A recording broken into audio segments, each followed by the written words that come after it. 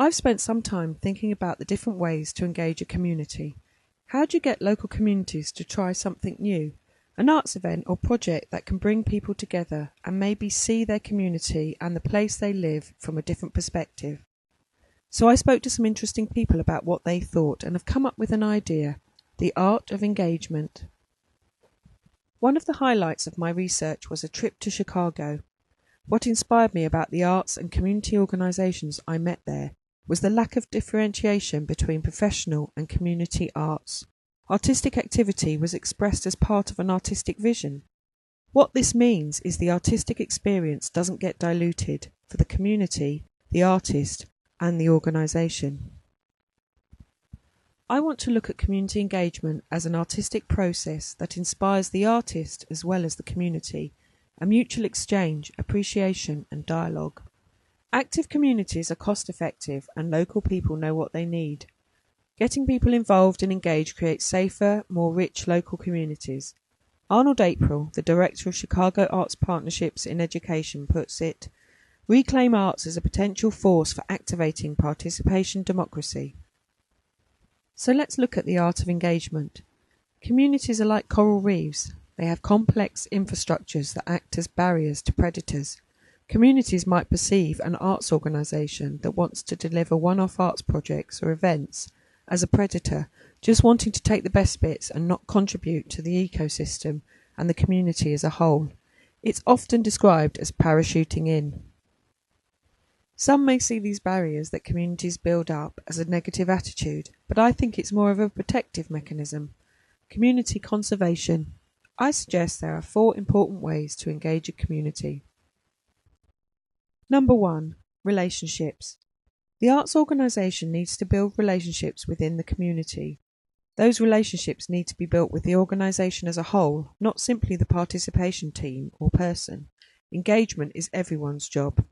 Of course, this takes time, and the process of building those relationships with the community needs to be valued. It needs to inform the creative process. To build relationships, you need time and consistency, so you can build trust. Number 2. Starting where people are at. Liz Richardson, the author of DIY Action for Communities, puts it, "Anyone doing engagement should start where people are at and relate to the residents' priorities, not those of the organisation." It's important to think about what the individual community will respond to. Try different forms of engagement, going where people are, shopping centres, parks, etc., out into the community, micro events. Number 3. Partnerships. These are based on mutual benefit. The size and importance of the organisation should not affect the mutual learning. It's about sharing knowledge and recognising skills.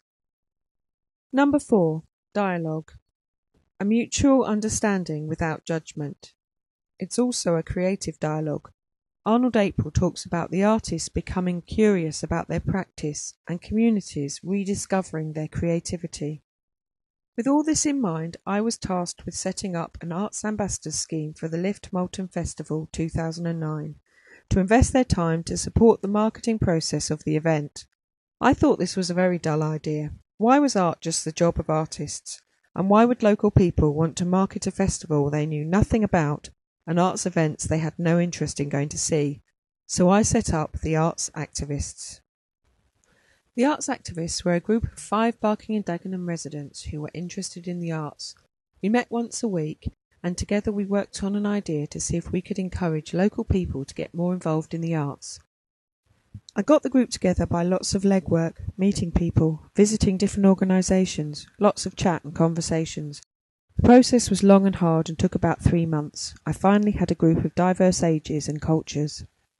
Lisa, 16, from Nigeria, via Chicago and now living in Barking. David, in his 80s, lived in Dagenham for 40 years or more, an entertainer who frequently burst into song, loves dancing and performing. Mavis, 70, a chatty lady full of ideas and a whiz on Facebook.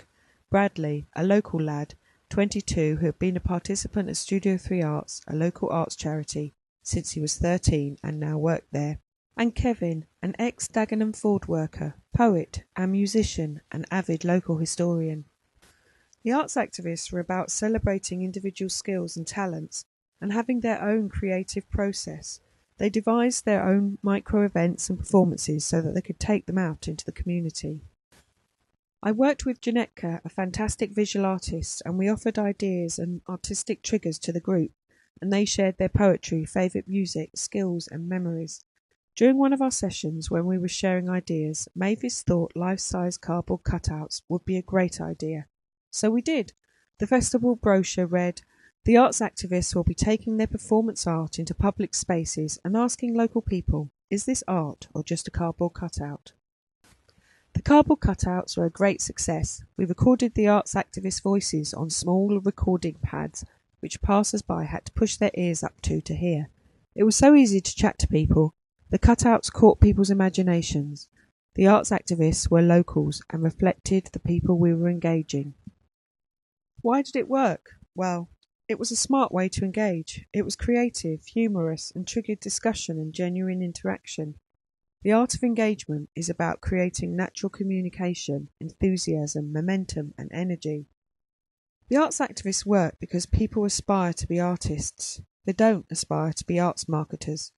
There's lots of different creative skills that people do not get a chance to express.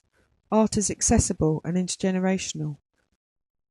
The art of engagement is slow and steady, consistent, and it takes time and perseverance, and it's about exciting artistic ideas that trigger the community to become involved. Here's a chicken, and here's an egg. With the art of engagement, we're not sure which came first, the community or the idea. It's an organic process. It's symbiotic, empowering a creative dialogue. It naturally will involve an element of risk. Communities and people are unpredictable. You have to grasp the nettle. The art of engagement recognises that anyone who volunteers their time is an invaluable asset. Volunteers should have opportunities for development and celebration. The art of engagement places the community at the centre of the project's artistic vision.